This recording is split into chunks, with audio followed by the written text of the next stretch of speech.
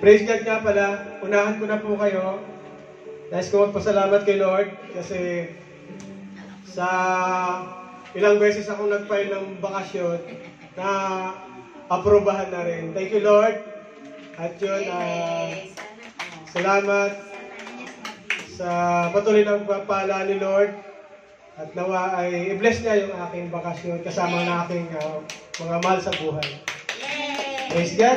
Thank you, Lord. So, ayun. Pinupurit, pinapasalamatan ko po ang Lord sa buhay ng bawat isa. Lalo na, yung iba po is kahit wala. Mga nag-response naman sila sa mga message na may mga pasok ang iba. So, we acknowledge also the presence ng mga bago din ngayon. So, we are grateful and thankful na kayo po ay naka-attend. Thank you sa buhay ng ating Sister Monan sa pagdadala ng 2 soul.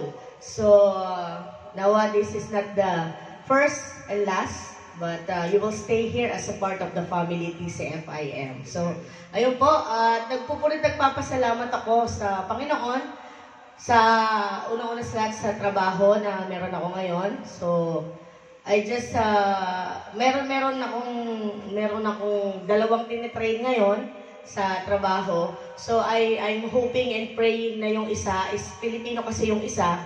So, we continue to pray na nawa is madala ko siya dito.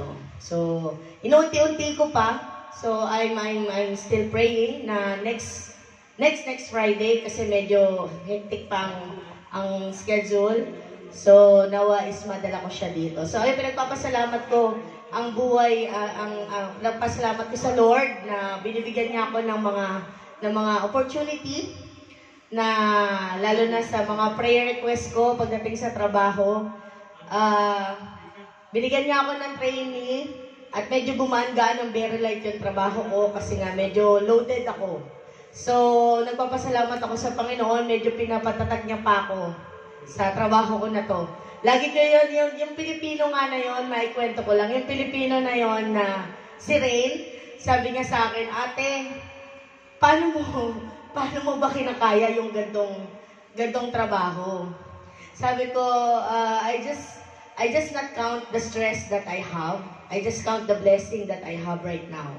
So, yun yung lagi kong pinangahawakan na binibigay sa akin ng Panginoon. So, ayun, we just continue to serve our dear Lord.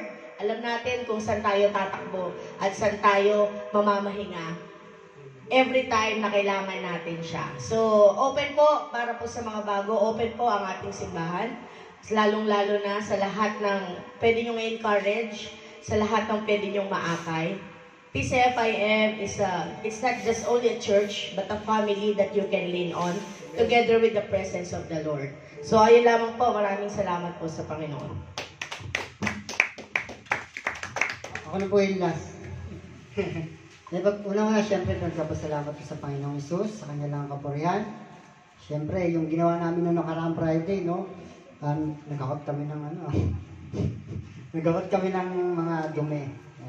Nilinis namin, salamat kila Kuya Ninyo, sa lahat po ng umaten nung Friday. Maraming salamat po kasi po nakakagalak po sa aming puso na tayo makitang nagtutulong-tulungan bilang kakapatid. Pinakita po natin na isa tayong pamilya rito sa iba pong mga kapatid na kahit di sila nakapunta, nagbigay po sila ng pagkain, no, para po sa mga gawain. Nagpapasalamat po kami kay Ruby, siya po nagbigay ng pagkain, no, po. Sa akin ako yun talaga nagpapasalamat kami kay Kuya Rudy. Unexpected po talaga na yung mga bago naming kapatiran na nandito sila, tumutulong kahit walang service, pero sama-sama sa pagpapaayos ng mga gagawin dito.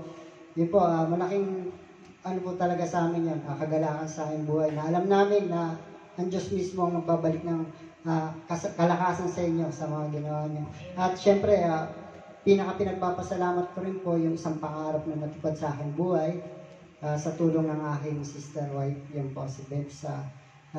Matagal na po talaga naming pangarap sa pamilya namin na magkaroon ng sariling lupa. Kahit sino naman po ay pangarap sa ating buhay na po, magkaroon tayo ng sariling lupa. No? May sarili po kaming lupa pero wala po sa Laguna, nasa Bisaya. Pero sa Laguna meron na po. Yun po, pinagpapasalamat ko po talaga yon. At marami pa pong prayer na darating na alam kong sasagutin ni Lord yan in the perfect time. Ano po, bibigay ni Lord yan. Lahat naman po yan in process, in prayer po. Diba po?